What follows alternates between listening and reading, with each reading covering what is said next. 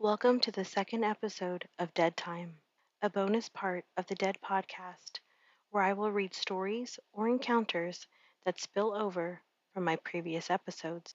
Today is very special to me, and the reason for this bonus episode is that it is my 1 year solo podcast anniversary. I decided 1 year ago today to continue on this podcast journey solo. My first solo episode was on Lechuza, so I thought it was only fitting for the bonus episode to be about encounters with Lechuza. I hope y'all enjoy.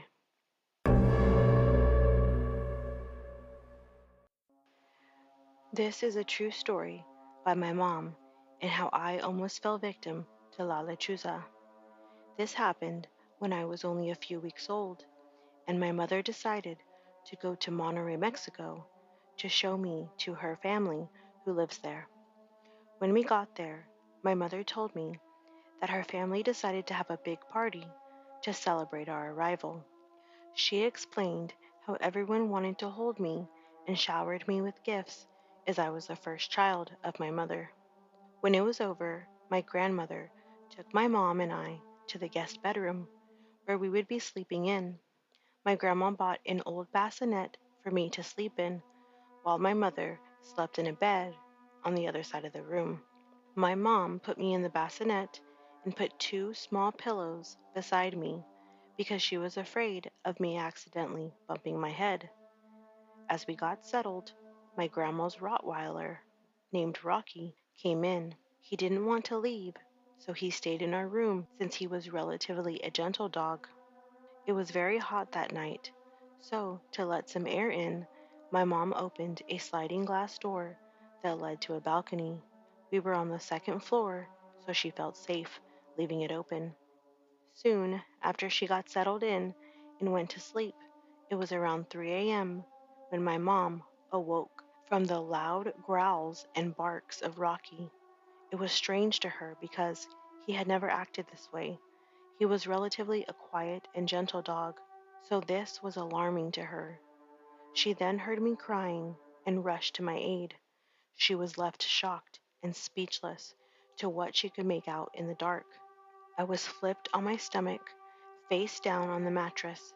She immediately ran to pick me up and turned her attention to Rocky, who was still growling and barking uncontrollably. She looked up by the balcony and saw it. After stepping back from the startle, with me in her arms, my mom said that Rocky had actually lunged at the creature and knocked over the bassinet. Lechuza flew onto the balcony railing, but as Rocky continued to chase it, it escaped into the night sky. She explained the creature as the ugliest, most gigantic owl she had ever seen before. Its mouth and wings were wide open, and its feathers were black as coal. Rocky ran to the balcony as an attempt to catch it, but the owl quickly flew away into the darkness. My grandpa quickly came in the room after hearing the commotion. He came to check on us. He found my mother in the middle of the room, on the floor, holding me, like if she was shielding me, and Rocky was barking by the balcony into the sky.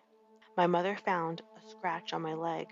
She also noticed that the pillows that she had used to keep my head in place were on the other side of the room, as if they were tossed out of the way. Today, my mother tells me that I survived an attempt from Lechuza. Mexican legend says that Lechuza is a creature, specifically a witch, who sold her soul to the devil in exchange for power, giving her the ability to transform into a monster, a giant owl. It is said that Lechuza goes to hunt at night for any potential victims, like animals and drunk people, but more preferably, she loves to hunt for children, children to snatch and take back to her hut in the mountains, where she would devour them or sacrifice them. Whenever I go visit my family, they always call me Lechuzita, as a remembrance for surviving La Lechuza's attempt. The real hero here, though, is my grandma's dog Rocky. He's the one who stopped the owl from doing anything else and chasing it away. If it weren't for him, I don't know what else could have happened. Sadly, he passed away this year. I didn't get to see him beforehand as I live in the US, but I'll always remember him as a hero. My mother bought Rocky at least 10 bags of treats for protecting us that night, the day after the incident. I am 17 years old today, and I still have a small scar on my leg, the place where my mom told me the owl had scratched me, though I know logically that it could have been just a regular, oddly gigantic owl. It doesn't explain why it would have come in the house, picked up and tossed the pillows beside me, and leave me face planted and with a small scratch that never healed. Story number 2. I needed to tell someone about this, mostly to get it off my chest, but also because, as screwed up as the situation is, it's one of the best stories I've ever heard. I attend a large university in Arizona. I won't say which, but my friends and I were sharing a bottle of Jack the other night when we started sharing stories. Somehow we got on the subject of spooky stories, and it appeared that several of us had a strange occurrence to talk about. Gabriel told us about a weird apartment he and his mother had lived in when they lived in West Virginia. Apparently, his mother had woken him up screaming one night after a dark figure had appeared over her bed and woken her up, leering. He had come in to find it melting away into nothing, and the two of them have moved out shortly after. John had told them about a weird deer he'd seen on a hunting trip, and I told them about some sounds I had heard outside my parents' house in Montana throughout my childhood. One of Dad's friends, he was a zoologist or something, said they didn't sound like any animal he was familiar with. Dad jokingly asked if it was Bigfoot or something, and he never really denied it. He got spooky quiet and just said he wouldn't be caught dead in those woods after dark. We never went camping out there anyway, but certainly never went past the property line after that. I passed the bottle to Samuel, and for once he actually took a sip. Samuel, Sam for short, had been living in the dorms since before I arrived at university. He was in his third year and was studying engineering as he worked towards his bachelor's degree. He had told us several stories about growing up in a small town in Mexico and had his uncle to thank for his current status as a student. His uncle was a professor of Spanish studies and antiquities, and he had offered to help his nephew get a student visa so he could do more than drink shitty beer in the local bar and do manual labor his whole life. I opened by saying that it was weird to see Samuel drink, but I don't think you understand how strange. Because in the 2 years I had known him, I had never so much as seen him touch a bottle of alcohol, unless it was to throw it away or take it from us after we'd had enough. He took a moment to collect his thoughts before saying, in a hollow voice, I told you all that I grew up in Mexico. We all nodded, and he continued, well, I grew up in this little rural town outside of Hermosillo. It wasn't large, maybe 8,000 people in the whole town, and most of our work came from the processing plant or from the farms that operated around the small town. My mother and I lived there with my abuela and my abuelo. My uncle was living in America and sending money home when he could. My abuelo was a horse breeder, something my family has practiced for generations, and he worked as a stockman for one of the ranches in the area.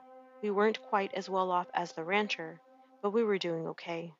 It wasn't a bad life. It was hard, but not without its pleasures. When I was in high school, my friends and I would often go to parties held at local farms. The rancher's son, Santiago, and I had been friends since we were young, and we hung around with some of the ranch hands' sons, Juan, Christopher, and Mateo. We were good friends, probably the best friends I ever had, but one night we found something that none of us had ever quite believed in. We had all grown up with the stories about La Llorona and El Sibon. But my mother always loved to use a certain legend to scare me. La Lechuza was a witch who turned herself into some sort of owl demon after her death. She was said to roam the land, hunting for drunks or just children out late at night. She would make noises in the night to trick you into opening your window so she could steal your eyes. She would pretend to be a baby to lure you into the woods. She could create thunderstorms and other nasty things and would come to get naughty children if they acted out. La Lechuza was used a lot in my home to get us to do things like chores or homework that we really didn't want to do. By the time I was a teenager, I was kind of done with my mom's scary stories about owl ladies. I was much more interested in drinking with my friends and meeting girls. I was 16 when she caught me on the way out the door. I know where you are going on these nights. I beg you not to go out drinking with your friends.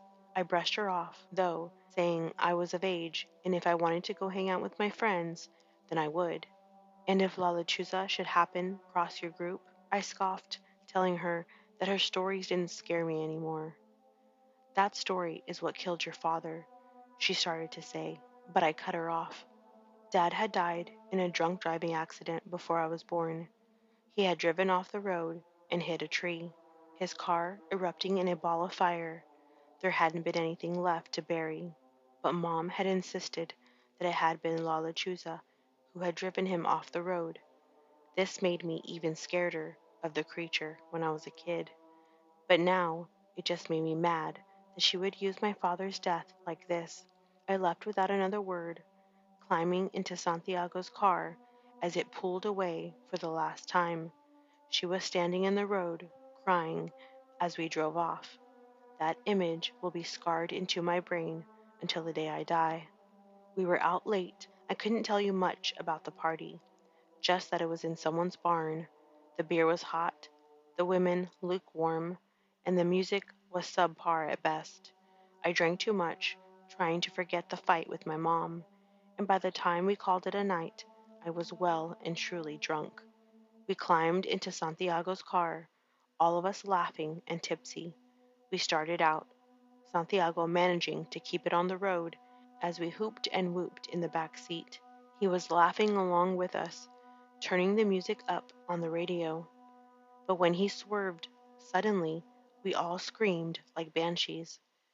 He hauled up back on the road, Mateo opening the window to vomit, and I leaned up as I asked him what was wrong. He looked pale, all the tipsy scared out of him, as he stammered, I thought there was an old lady in the road, but when she turned, her body looked wrong. I said how weird it was to see someone so old out that late, when I suddenly yelled for him to look. Something was in the road, and if it was what he had seen before, he had been absolutely right. It was hunched over, a long cloak over its shoulders, and it looked deformed. It turned to look at the car as it barreled forward, and I could see piercing red eyes that bore into my soul. I saw it all in the space of 5 seconds, maybe, but I'll see those eyes till the day I die. Santiago never had a chance to do anything, and we plowed into her, doing about 55. The car suddenly stopped dead, and I came to about a minute later. I had bopped my head pretty good on the seat, but one look at Santiago told me I had gotten off lucky. He had slammed into the windshield, breaking his neck and turning his skull into a rotten gourd. The others seemed to be okay, but the car was smoking, and we climbed out as we assessed the damage. The whole front end was smashed in like we had struck a tree or a big rock, but there was nothing in the road to be hit.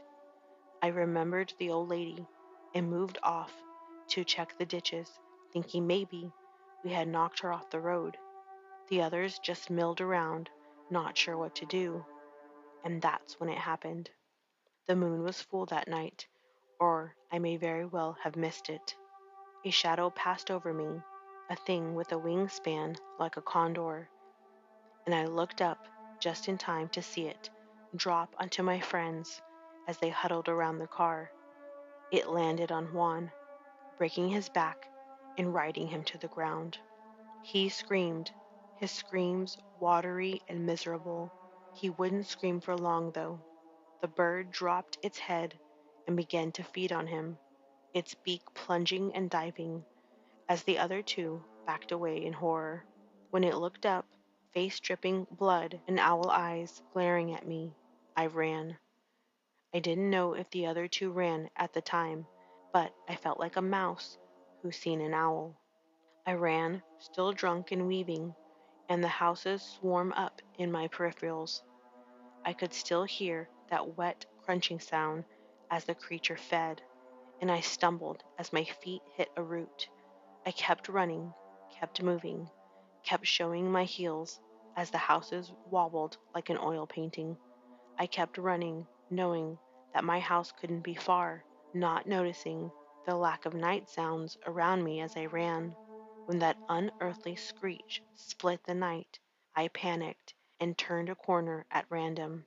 When my foot hit the pothole, I thought for sure I was going to die. My world suddenly exploded with light, and I stumbled back on my hands and butt as a bright something nearly blinded me. I turned, putting my back to those blinding lights, and I saw a horror in descent. The headlights spotted the owl thing, and as it swooped down on me, I figured this was the end. I closed my eyes, put my hand up to my face, and prepared to die. That's when I heard my mom yelling at the thing. She came out of the car, shouting curses and brandishing a cross on a long silver chain.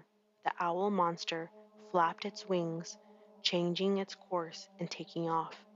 It screeched loudly, flapping its wings angrily as it took flight again.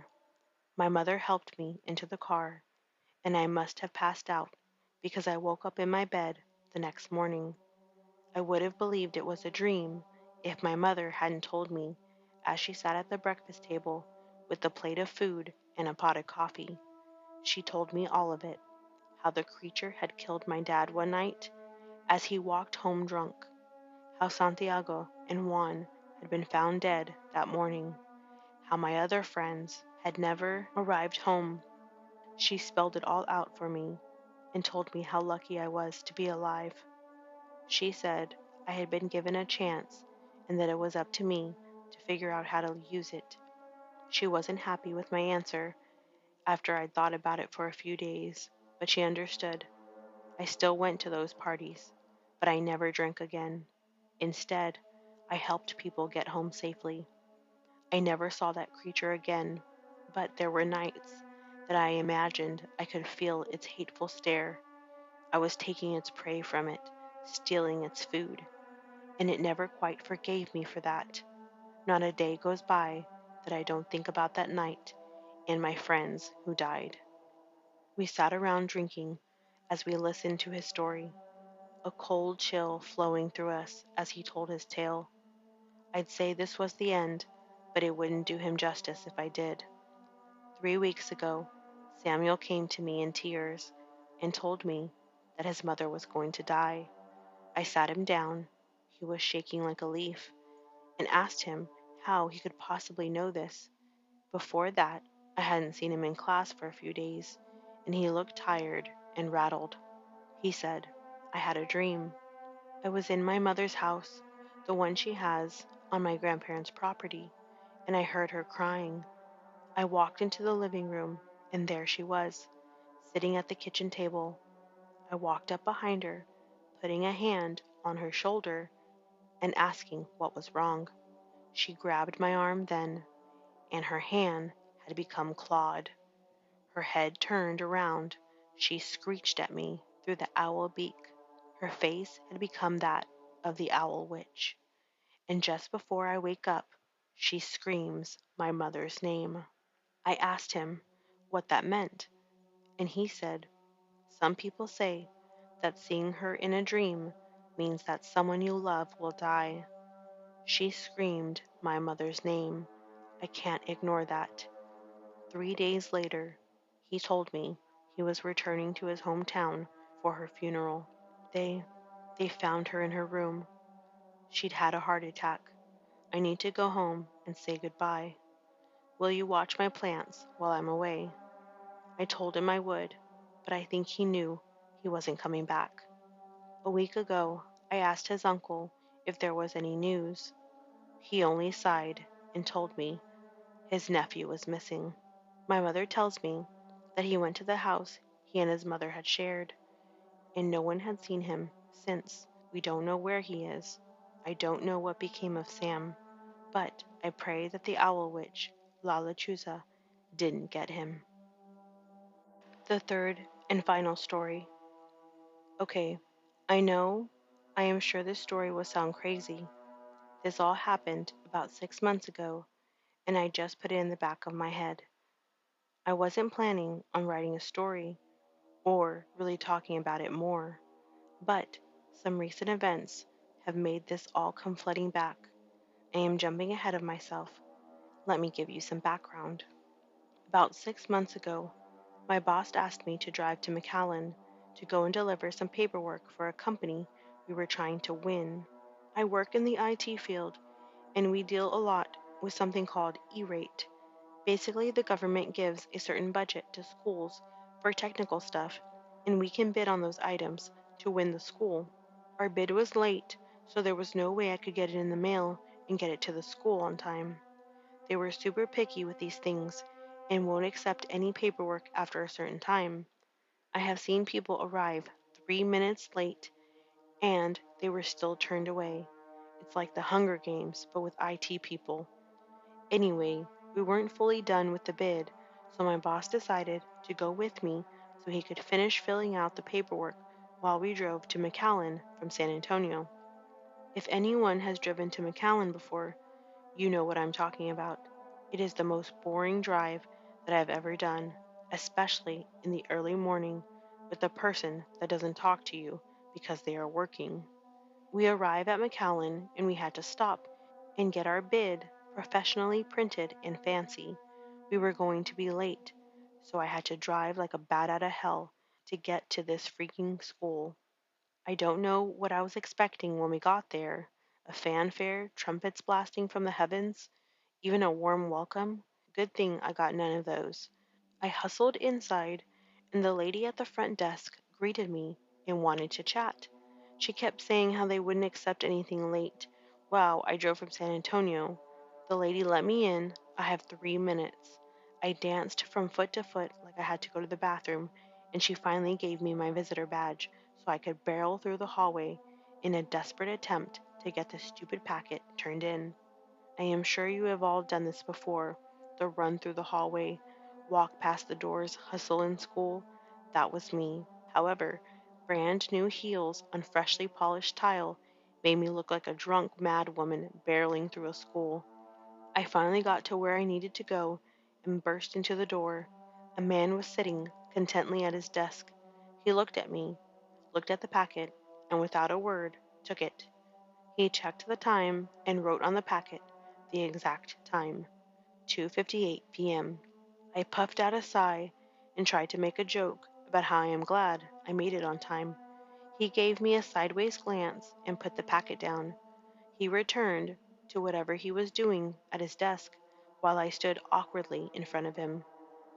So, is that it? I asked, still half expecting some grand congrats or even a word to come out of this man.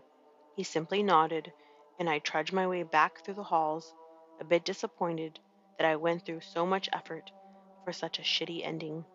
The car was still running outside, and my boss sat anxiously in the passenger seat. I sat back in the driver's seat, a bummed expression plastered over my face. Did you get it in? He asked, shifting a bit. I sadly shook my head, and he froze in horror. I am not good at lying, so I burst into laughter, and he let out a sigh of relief and a joking, I hate you. From there, we went to eat something, and I saw a Barnes& and Noble. Of course, I had to go in. We didn't drive almost 4 hours to be here for an hour, then leave. I tinkered around in Barnes& and Nobles and found the New Age section. I have seen spirits and ghosts since I was a child, so this section was my go to. I love to learn about metaphysical, paranormal, mystical, whatever you want to call it. I will devour it. A few books and a Barnes& and Noble membership later, and we were back in the car. The sun was beginning to set, so we figured we needed to get home. I don't remember the exact time, but it was probably around 4:30. If we were lucky, we could make it back home around 8 p.m. Since I drove up, my boss agreed to drive. The drive back was just as boring, if not more so, because it was dark. The long roads seemed to go on and on. We joked a bit when we arrived at the border control. My boss is Hispanic and I am white, so we made a few jokes that he wouldn't be able to cross over. Despite it being so late, there were tons of people waiting at the border control. We literally waited an hour, and by the time we got through, it was already 6 p.m. We continued to drive, and I began to notice that there wasn't a single car around us. How was it that border control had an hour line with all the people, yet no one was around us at all? I tried to entertain my boss by talk of adventures and stories. We had a pretty good chat until he started asking about my book selections. The conversation of spirits and creatures arose, and, as if it was planned, we saw it. About a mile up the road, these roads are flat as can be. You can see pretty good distance. We could see a white, I don't know, object. You could tell it was big because it was really far off and we could see it. Plus, my boss doesn't have very good vision and he could see it from where we were. We both stopped talking and stared at this white thing in a bit of confusion. It is hard to describe how it felt to look at this thing, but my boss described it the best. It felt as if you couldn't look away, as if you were meant to stare at it forever, and you could never look away. I agree with this, but I also felt like I didn't want to look away, as if all light was getting sucked into this white object, and it seemed to emit this light as a comforting, guiding light. Despite my love of all things paranormal, I tried to rationalize this. I tried to think of what it could be, but it was as if a mist had settled in my brain and I couldn't really think clearly. I just, I wanted to go to the light. It was there, right there. Just get closer. My boss and I entered this weird hypnotic state, and luckily the roads were so freaking straight that we wouldn't have gone off the road unless my boss yanked the wheel. The figure grew closer, and we started to realize how big it was. We were driving a car that was a pretty standard size. I don't remember the type of car, but I will compare it to a Camry. This white object was about a 3 or 4 foot taller than the car we were in. I stand about 5'8" without heels, and this thing was probably, I don't know, 6 foot something. As we got closer, it was as if we could finally rationalize what we were seeing. I know when people see things they are excited or shocked by, they exaggerate and say, oh man, it was this big, and this makes some ridiculous arm width to show the size of it. I am not exaggerating when I say this thing was a giant owl, not like the owl from Harry Potter, and not like a barn owl. It was just a big white owl. It was as if the darkness was being sucked into every feather. Our mouths dropped, and I gave a small gasp of wonder.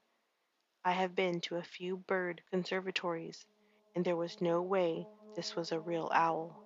I would have thought I was imagining it, but my boss, who was a very clear thinker, saw it as well. Chuza, Lechuza, he muttered, and suddenly the car began to accelerate violently. What are you doing? I gasped, wanting to go see the owl. Every inch of me wanted to just get out of the car and go see this beautiful owl. No, Lechuza, he said back.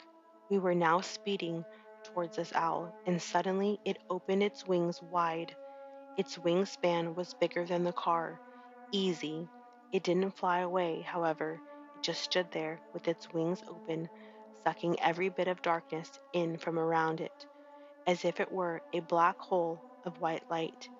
We zoomed past it, and I looked back to see the owl, but it was gone.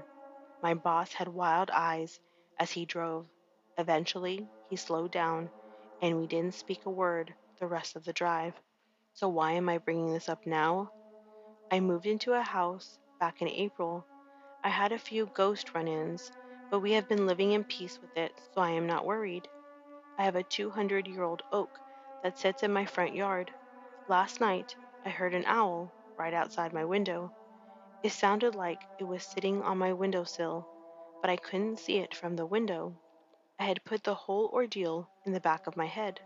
But as I stood below this giant tree in my pajamas in the middle of the night, shining a flashlight into the branches to catch a glimpse of this owl, I remembered everything. Chills danced on my arms as I decided I should go to bed. This morning, I went into the backyard to take my dogs out, and there, flying above me, was a huge white owl. I am obsessed now. I want to find it. I want to see it. I want to know if it is truly Lechuza or something else. But every cell in my body is screaming for me to find it. I have been searching all morning to find more info. I must know what it wants. No, I need to know what it wants.